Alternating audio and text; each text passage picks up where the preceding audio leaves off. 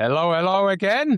Yeah, we're back. Episode 2 with Greg. How good is this? Welcome back to the Strides and Vibes podcast, Greg. How are you? Thank you, Mario. I'm well, generally well, thank you, Mario. Got rid of a head cold, which shows that perhaps not running enough, but other than that, I'm great, thank you. We can elaborate on that further, how much running we should be doing. I've just had my biggest week this year, so it's been good. Yeah, but now everything hurts, which is also the other thing. So yeah, we had an abrupt end to episode 1, which happens. Technology, even in the year 2026, nothing's ever perfect. We took it on the chin and we spoke a little bit about business and ultra running, how much work you've done in governance and things like that. We've had a big intro from you, Greg, and thanks again for the first episode. So what we're going to do today, we're obviously going to talk about Coast to Kosci. We will release this prior to Coast to Kosci happening. I hope prior to the announcement of the runners as well, so people can kind of see okay, what happens behind the scenes? So you can disclose as much as you want today, Greg, about the process, what's going on. So as we record now, people are still applying. I think they've still got till the 21st, if I'm correct, of this month. People are still applying, yes, Mario. We received a very, very large number of applications, which is, as a race director, or race directors, myself and Mickey are very satisfied with that because it actually shows a lot of interest in the event. And we'd rather make hard decisions than easy decisions of just everybody gets in. So a lot of applications and still some numbers to come in. It's interesting when you see the names in the mix. This year, a lot of new names in the application process, still a few old timers, still a few questions around people asking about qualifiers and the timing around qualifiers. And sometimes it's interesting the names you don't see come in, and that can be people don't see they're ready. They've moved on to other things or whatever that may be. But yep, applications are still open and they're still coming in daily. Excellent. I'm looking forward to what we're going to talk about today. So I guess the big talking point might be in the ultra world in Australia, the people who've seen the application process, who've done it before, might have seen a few differences. Do you want to explain what you guys have done for this year's application process? Mario, we've just made a couple of amendments to the application process, nothing too onerous or too difficult. One of the great things about Coast to Kosciuszko is you get to learn about the runners when they're on the course and the support crew. What we're looking to do is learn a little bit more about the runners before then. So we're looking, as part of the application process, we're also asking runners to tell us why they run. Everyone has a different perspective on why they run. Similarly, people also are being asked to advise about, why Coast to Kosciuszko, and also what they would bring to Kosciuszko. Now, we're not literally asking about what's the equipment they're bringing, those sorts of aspects, but what sort of elements. And you've got to remember our key attributes or values about the race are community, humility, and resilience. And we really want to see, I suppose, applicants embrace that and support that and understand about the nature of what the race is about. So it's been very insightful from the application so far about learning more about people, their motivators, all those aspects. A lot of personal information that's treated in confidence, and yet we have a privacy policy around those aspects. But it's actually brings a lot more insight into people, and that can also make the application sorting, sifting, and determining the field more complex and more difficult. But myself and Mickey wouldn't want it any other way. We love that, and we're really keen to make sure that the vibe, the spirit, the essence of Coast to Kosciuszko continues through who also participates in that race. I found that a great idea, I have to be honest.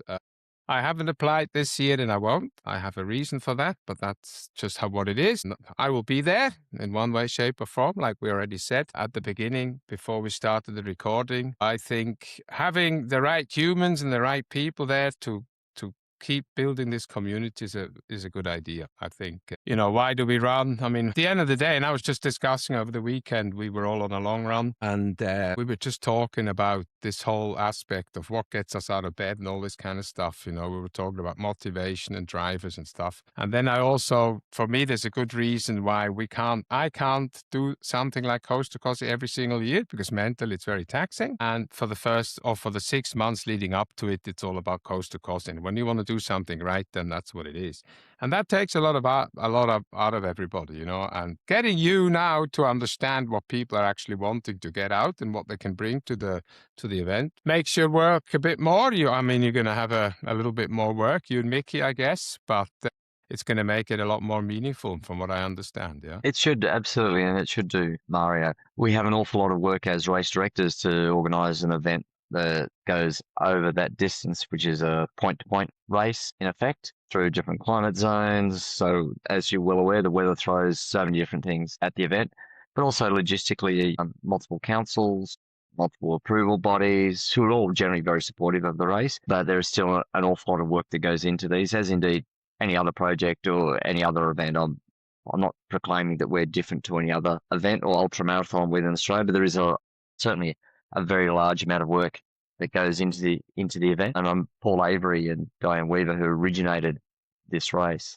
used to talk about the mistress that is Costa Kosciuszko, the amount of work and effort that goes into that. And it's true. There's a phenomenal amount of work for myself and Mickey and indeed all the volunteers, but we find that absolutely the satisfaction comes with that, to seeing the race unfold and to see, in most cases, the joy, the camaraderie, or what that means to the individuals who complete or participate in the race in some way, shape, or form, even as a support crew member. What that brings and the insights of that experience to their respective lives is just fantastic to have that feedback. Before I elaborate more on that from my little experience, I would like to know, I think, what do we not think we understand in terms of what happens behind the scenes? It doesn't have to be on the day, like the months leading up to it. What is for us, I always imagine what you guys have to do, but I haven't got a clue. I'm not a race director. I've never done a race. I've organized a few things, but definitely nothing in this nature. So what do you think is the biggest thing we won't know, us runners and crews and paces? Combination of two key aspects. One is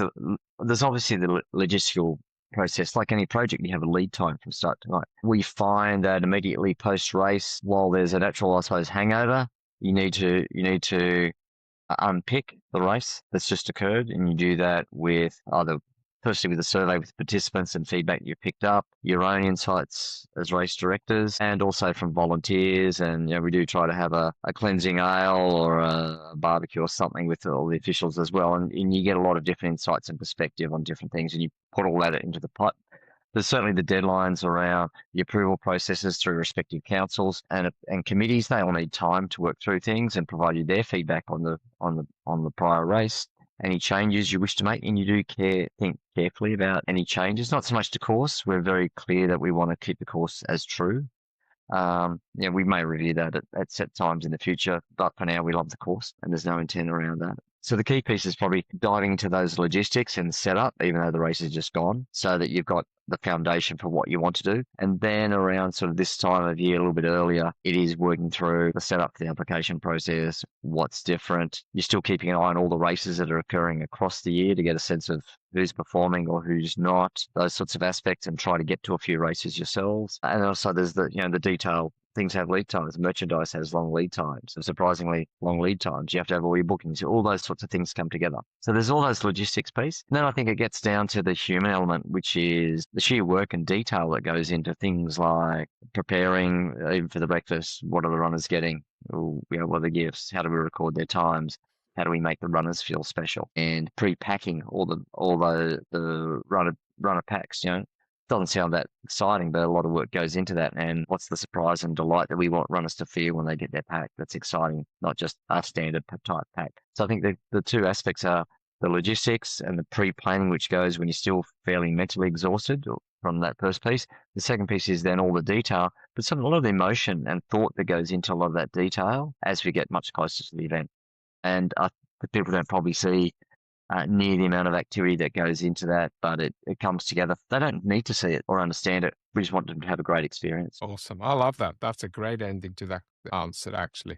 Yeah. So look, as long as everybody respects what goes on behind it, we see it in big city marathons. Everybody has an understanding that there's road closures and all this kind of stuff. In your case, it's pretty much not as in your face, because for most of the time you're just running along a beautiful stretch of land and you don't see anybody other than your crew and maybe someone else. But someone had to organize this behind the scenes that we can actually run through this. And just going back to a prior point, there's so many things that we want to remember from the race. Yes, of course, we remember the time. You know, it's just normal. You know, you're out there for such a long time. It's a number that we'll remember, but it doesn't even matter how long it took you. What I take away from the two races I've done, and then the two times I was there as a pacer and a driver of the car the very first time in 2020, is what happened on the course. You know, I've got memories of running through the night with Mark Avery, you know, telling him his music sucks. I use different words. They started in F. I says, mate, you can't do this to me. Bless him. But yeah, we had a good time. So these are just little examples of, you know, and what happens on, you know, on the yellow line. I always say, you run a little bit on a white line and then you run on a yellow line. And at the end of the day, you're there, you know. So we need to simplify it as much as possible. Yeah, good. I understand the event has obviously changed. I mean, I've run two complete different courses, two complete different weather conditions. It'll be the same for other people as well. So over the years that you and Mickey have now run it, how many little changes have you had to make to the course? Do you remember? But before I answer that, Mario, something you just raised, you know, about being out on land. You know, all the local landowners know we go through there. You might think you're running through an area where you see a farm once every blue moon. All the people know we're coming through, and we do get interesting comments from people going, "Thank you," because we let them know we're coming through and what the date is, and they'll say, "Thank you. We'll look forward to seeing you and witnessing the hurt and the pain. I'll enjoy seeing it." There's a So lot of that. there is that. There is, you know, that certainly that aspect to it. Look, the changes from a race perspective, I keep answering questions in two parts, Murray. The first It's part of that okay. is that there's a natural evolution. You know, and Mickey and I see ourselves as custodians of this event. So there's the natural stuff of, I suppose, contemporizing the event. Runners want a good experience. While there's always runners who like a bit of old school and very simple. There is still the piece of you have to have a contemporary event. You have to have correct processes. You need to have a very strong online presence, things that work digitally and form. So you need to be contemporary. Otherwise, it becomes difficult or can be difficult or more complex for runners or more cumbersome. And I think we find with younger runners, that's absolutely more so. And they're perhaps less enamored with old school, right, for that approach. So there's those changes. The second piece is, you know, where you have a bit like a race plan. You have a plan and you adapt as things unfold. So the changes we've had is when there's been a road closure, and bear in mind in a couple of locations, there's pretty well one primary road. So we've had to reroute, and we did that with the infamous, I think, Cowbale Trail for 2 years in a row due to a main road closure up Big Jack. We just had to do that. 90% of people did not like Cowbale Trail. There were a couple of people who loved it, but again, it was remote. And then that was some of when Mickey and I hiked that section in scouting it. And it was the locals who directed us to that place. He's perhaps the only other way to get up that range. It was just beautiful. Yeah, it was remote. No one was going to know you were there, but it was beautiful. So you've had those route changes, and then you have what weather throws at you, and you need to adapt throughout the course. And we've had circumstances we've talked about. I think we've had every circumstance possible, touch wood, fingers crossed. We've had an inclement start. We've always had the odd inclement finish because the summit may be closed or the main range may be closed, or we elect to close it in consultation with National Parks. So we've had the odd inclement finish or that occur sometime during the race. And a couple of years ago, we did have an inclement start where floods and actually closed the course. And it's not just one crossing. It was no significant. There was no way we were getting over there. So we needed to make adaptations to the course, but we were still able to put on an event. Even runners coming down, the highway was closed at 24 hours before the event. And I think runners were grateful that we just put on an event. Interestingly, we had, I think, our highest finish rate that year, just over 90% rather than sort of that mid to high 80s. So course change is only being normally forced by circumstances, predominantly around weather-associated road closure type pieces. And the other piece is just around making sure we continue to make the event contemporary without losing the vibe, the spirit and the feel of it. And accordingly with that, we've seen the community, I suppose, around Costa Kosciuszko expand from the runners who've done it and the crews and a little bit of word of mouth to, obviously a stronger online social presence and online presence. People being able to track the race online, which is something we brought in a couple of years ago. Just a small piece around contemporizing the event. And we are a small event, and we did get feedback on did anything different happen with your event? And the question was why? Well, we saw, and this is from the organisation that supports us, as a supplier with all the tracking devices, that they saw massive volumes of online tracking compared to what they'd seen with any other event. I just thought something must have happened. It was just interesting. But again, it shows the vibe or the spread of Coast to Kosciuszko and the word of mouth travels. It's good. When I ran in 2023, just talking about the tracking, I had all my work colleagues in Europe tracking it. Wow. Crazy. Wow. And My she boss probably as run other, well. yeah, She was probably run on our other, Teams chat. She went. I obviously read it afterwards on the yeah. Monday or Tuesday after on MS Teams, our chat. She was all over it. She said, "Oh, you guys following this?" And she put pictures on where I was. She called it a snake. She's in Sweden. And she called it a snake. It said, "Oh, Mario's in the middle of that snake." Obviously, the snake being all the runners, it's like, oh, yeah, so yeah, it's proof. People are watching all over the world. Cool. And Kosciuszko is a Polish word. She's actually Polish, but she lives in Sweden. She actually told me how to pronounce Kosciuszko because I said Yes. Kosciuszko. She said, no. That's not going to happen because that Polish fella, Kosciuszko, he's actually very famous. He's a war hero in Poland. Yeah, and So, I'll go with, I suppose, my standard English pronunciation, I which is know, I'm the same. perhaps It's easier. not technically correct, but it was fantastic last year to have Patricia come as a Correct. Polish contingent. And first of all, what she brought to the event was amazing, but also how heartfelt she felt that all that Polish connection was really strong for her, which is was again a really good thing to see or experience as an event director too. Excellent segue. Yeah, I think you have to have that connection. That brings us back to what you said earlier on. Why do you want to do, just because you want to prove that you can run 240 kilometers, or is there actually a little bit of meaning behind it all, And I think I can only, remember when I saw it for the first time, I said to myself, no way, I'm not even at a level to run something like this, 6 years ago when I was there, or 5.5 years ago. But things change as you get a bit more confident, of course, and you get to know. My problem was I was up ahead in the front pack, so you only see Nice the problem to have. superstars. I wasn't in the fun part, from a crewing perspective. I didn't see the race really. I only saw the first 5 people probably, and that was it. So I thought, no, I mean, these guys are running 6-minute pace for the first 110K or whatever it was. And I'm like, no, if that's what it takes. But luckily I found out. Yeah. Is there anything else you want to add on Coast to I think Kosci? What's going on at the moment? What you uh, want people to know before we go to the next thing? look, I think the weather will never be able to control. Mm. Again, like a race plan with running, there are many things you can control. You just can't control the weather. I'm not sure if Murray, you consider the support crewing and the running down the back a party. We certainly don't always see the party on people's faces. But interestingly, probably a key point around that is, you talked about being in the middle of that S.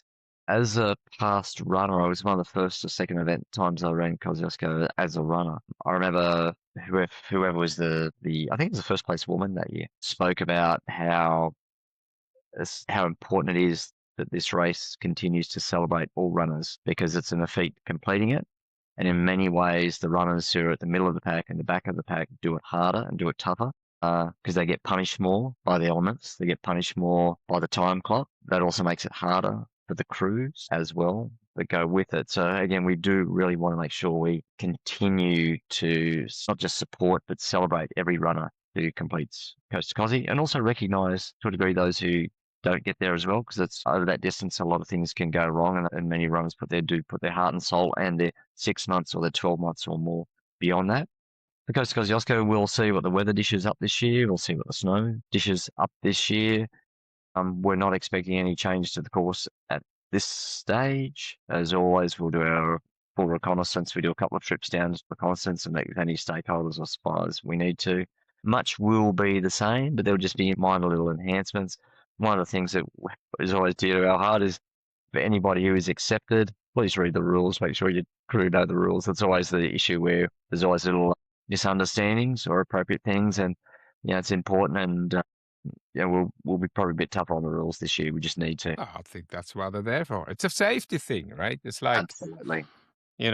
you speak about the weather. Why would I not bring my, I mean, it's not even mandatory gear. I mean, the mandatory gear is And it minor is. compared to other events, but, why would I not bring a rain jacket? And I mean, the 2 races I finished, I had all my clothes on when I finished Yeah. twice. It's like, you just get cold.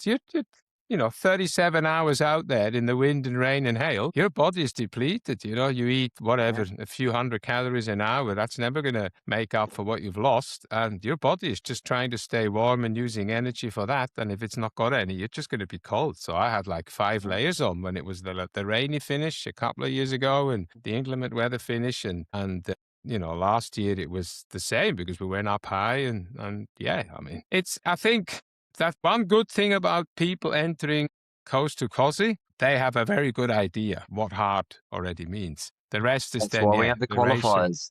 Correct. Yeah. Absolute, Mara. That's why we have the qualifiers in place, and we don't deliberately set out to make things tougher. We don't intend to be Barclay, as an example. With all due respect to that race, the course is hard enough over that distance. The weather will throw everything at you from 35 up to 35 plus degrees, depending on that first day, to freezing overnight. And even if we have had some really horrific weather at times. Last year we had 2 very short bursts of only a couple of minutes, but very significant hail storms, and absolutely not related to the event, but there were 2 separate search and rescue exercises undertaken last year while we were at Charlotte Pass for people on different parts of the main range, and just brings home, you got to be serious about the stuff and absolutely take the right safety precautions. We want every runner to be safe. That's the most important thing to us, and have a great experience. Yep, I underline that. Good. Thanks a lot, Greg. I think everybody listening in will get a good insight, and I think we're all getting a little bit nervous as well now. And knowing that you have a lot of work to do means a lot of people applied, like you rightfully said already, and it's also rightfully so that people apply for this great race. Yeah. All right, your purpose and charities in running, that's something that I'm personally interested in. People who listen to the show know, what I'm personally interested in, wherever I can help with regards to running, like we did last year. So I know you did something special, and it's probably not the first time, but that's just what comes to mind after the Coast to Kosci 2023, I think. You went to Thailand, is that correct? Or But was it not a for the year first later? time, Mario.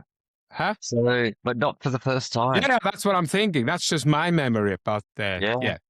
So, interesting. You talk in part 1. You asked about what defines me in those aspects, and one of those was around, I suppose, a country upbringing where we all try to help each other. Also did a lot of charity work, but the unsung, not the big philanthropy stuff. The unsung stuff, running meat raffles and all those things for charities and that stuff for a multiple period of time, and a lot of things to help kids.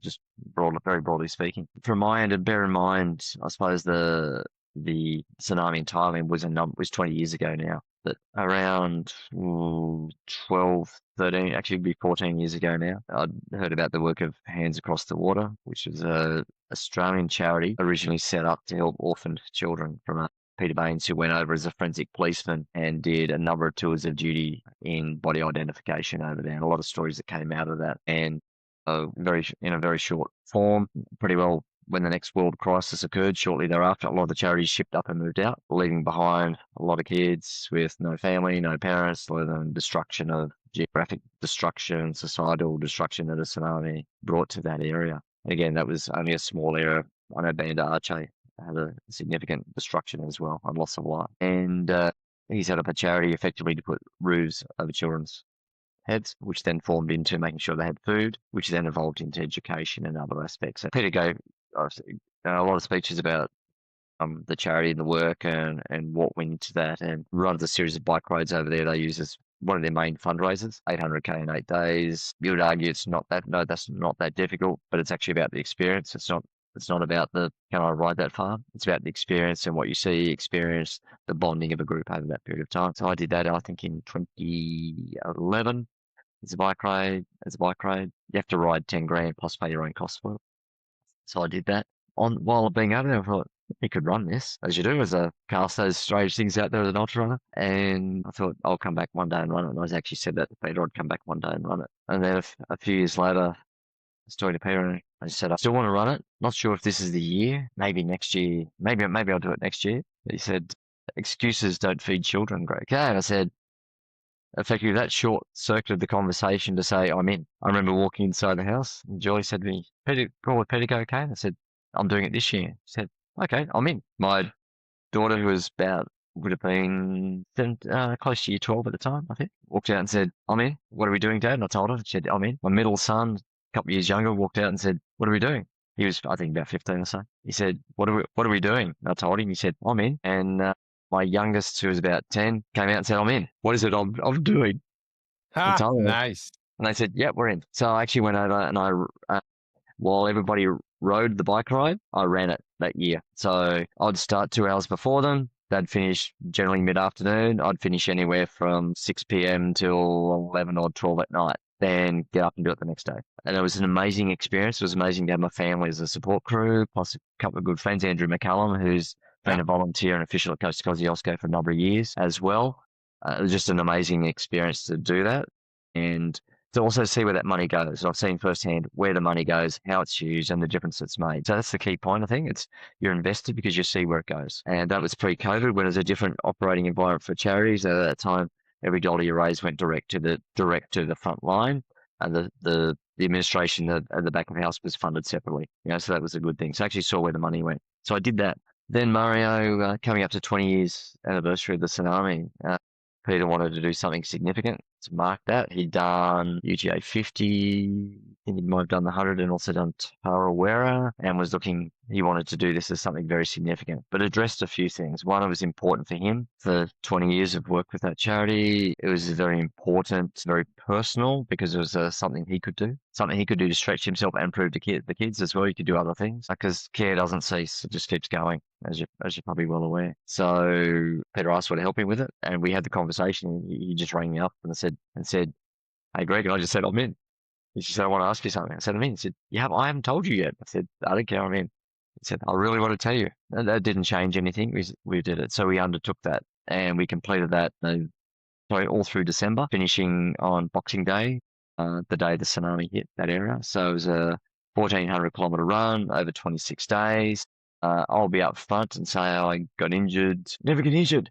I got injured on about day 5. I had to do a lot of rehabbing, but was able to rejoin 4 or 5 days later and manage through. So I think I did about 1,100 odd in the end. I do know the number, I just haven't got it in front of me. But was able to, I went over there to support Peter to do the 1,400-kilometer. But most importantly, so that he could also raise towards $1 million for charity. And he raised 750K for hands, which will last them for a little while, which is good. So that ethos of helping others has been important. I don't know, I did that when I had my 50th. I didn't want presents. I just wanted people to donate to a number of charities, which they did, which I was grateful for. So I've always, I think, wanted to help people. In fact, if I go through Mario, my CV, talk about business, I like helping people, however you want to define that. Helping businesses grow, improve, structure, however you want to define that. I think that's what I like doing, and what either satisfies me and or I'm good at. So it's often being that servant and helping others. So that's where the charity piece comes in. That's also where the Hands Across the Water charity comes in. And again, they've had to reinvent themselves over time because it's 20 years now since that tsunami hit. They still have generations of children coming through, or orphans that are left coming through, and they've done a lot of work, and they're also working to help orphanages where HIV has been a significant issue and continues to be within Thailand as well. So they do great work. They've been able to put 60 odd children through university now, and they're coming back to actually work in the orphanages as well. So that's great, and you can see that it's almost like full circle. And I've seen where the money goes, and I'm very happy to do that work, and very happy to do something to help others. It's so important, when you see what happens with the money, that's the experience I had in Iraq last year as well. We went to the schools and the refugee camps, and we knew, and we handed over stuff, very, very important, Yeah, I think we've just created a new saying: procrastination doesn't feed mouths, it's good. I think we can, Excuses doesn't feed children, right? And it's it, nice. it So was good, eh? See, I well, love that. cut deep to the bone, and it's right. It's like I and I'll say this. Mickey used to say this to me when I first started ultra running, and he'd done a bit at that stage, quite a bit at that stage, and the phrase we used to use between ourselves was "no feckin' excuses." That's right. So we're running tomorrow. Yeah, no feckin' excuses. You're finishing this thing. No feckin' excuses. You do it.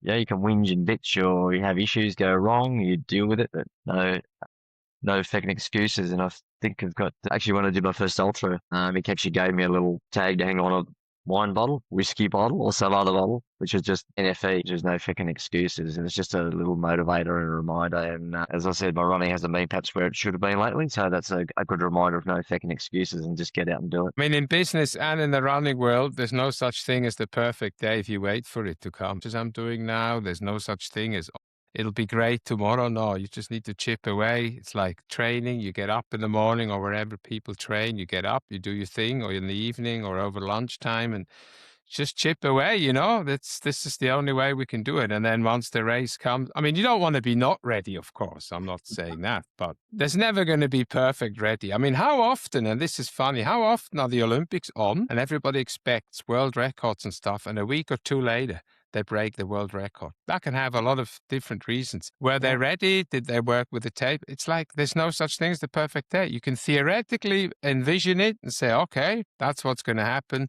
But most of the time, it's little things like you said, that your little token there. That's what gets you. That's what gets you to the finish line. Yeah? I mean, look, See it's a that? 9.5 centimeter game, isn't it? Between the ears. That's what it is at the end of the day, right? It's yeah. Well, you see that, Murray, with race plans, and the race plan I've always had for ultras is you have a plan. Yes, you have your goals, but you let the race unfold, and you adapt to what goes on around you. And it's a pretty common thing when you're running. Sometimes it's hard to get your backside out of bed, and you think it's going to be a crap session or a crap whatever, and the body just responds and you have an amazing. Other times you're all set up for something fantastic and it's hard and arduous and not so good. And that's some of the joy of actually of running and the mystique of all these attributes coming together. Sometimes it works, sometimes it doesn't, and it can be due to one attribute, or sometimes the magic doesn't happen. Not trying is the failure, right? Huh? I mean, I had 2 sessions like this last week. I got up and I'm like, no way in hell, because I'm training for the Sydney Marathon at the moment, so it's a bit spicy. And then 13 days later, I've got the Surf Coast Century 100K. So it's a bit of a interesting kind of project as such. This training block, or these 2 training blocks leading into it. Obviously, the faster sessions are not our favorite as ultra runners. Give us 7 hours somewhere. Yeah, no problem. But like 90 minutes of something specific, it's like, and I hit it, like overreached, really good in a positive way. It was really good. So not trying is the biggest failure. You can always can it. If you've got 10 of something to do and after 8 it's not working, fine. But at least you've done 8. They're in the bag. If you don't, even a bad race, I say to my runners, guy, okay, DNFs happen. A bad race happens, but it's better than a train. It's still a good training run. If you do 100K in a 100-miler and you DNF, we wouldn't have done a 100K training run. We've got 100K in the legs for the next block. Done. Yeah. A really good guy I know uses the phrase, collect firewood. Your training is collect firewood. And occasionally he'll say, Greg, you're not collecting enough firewood. This is what he'd say right now. You've got to collect the firewood. So your training is collecting your firewood. When you have your event, you burn it.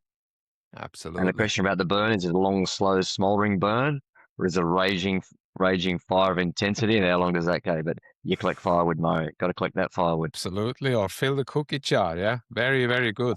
All right. As we round out, just a few more little questions for the audience. Why do you think we choose this discomfort? I mean, you've been on God's earth for a while. You've been in a lot of capacity. Why do people who might not need to do this? We don't need to do this. Why do we do this? Do you come across the same personality? That's a massive question, Mario. No, I think I know. We're rounding out. Things. Yeah, probably some elements are. I think for me, there's that little mental health piece I talked about again in part 1. I think that's really important for everybody. I feel certainly more grounded when I run. I like the quietness and the headspace that the morning gives for the morning to do different things and all the country attributes I talk about. I think people are either can be running away from something, and that can be they want the space, they want the freedom, they're trying to deal with issues, and that's one way to manage whatever those particular stresses are or those particular other things going on in their lives. They call that an outlet or not. Some people do it for the personal satisfaction of chasing goals and PBs and all those things, and we all chase PBs at moments in our life. But certainly, as you said, I've been on this earth a while, and I'm not chasing PBs so much anymore. Perhaps not, but probably not. So there is that element of also testing yourself mentally, testing yourself physically. If I look back on all the events I've done, do I feel I'll ever fully empty the tank? Maybe, or got it down pretty low. Have I ever had nothing left? I'm not sure. But I've also been surprised when I thought I've had very little left, that all of a sudden, and this is right 2 years ago, Glasshouse being absolutely stuffed and wanting to make sure I got the miler done in under 24. I was pulling out 5-minute Ks the last 5. Where the hell there was a sub 5 in there too, and you go, where the hell does that come from? I don't know. And that's some of that magic about testing yourself mentally as well, the freedom. And also, you can do stuff, so you want to push those boundaries, not necessarily in an unsafe way, I know for myself personally, all that long stuff and all those events, and be it the running the 1100 or the 808 days, or doing Kosci when I was doing it as a runner. In short, it made me feel alive, Mario. Sucking lemons on the train with all the other commuters with their faces going to work. Does that bring you joy? No. Does work bring you joy? Yeah, it does. Certainly does at times. Does your family bring you joy? Yeah, absolutely. Yeah, there's troubles and tribulations with all the things you do, but probably coming back to it makes me feel alive. I feel alive after I've done an event, or I've been out in the forest somewhere and seen something beautiful, just something different. And other people may not see it or not experience or look at it that way, but I feel alive. It's important to feel alive. I've got nothing to add. That's a great way to finish. Feeling alive, Greg.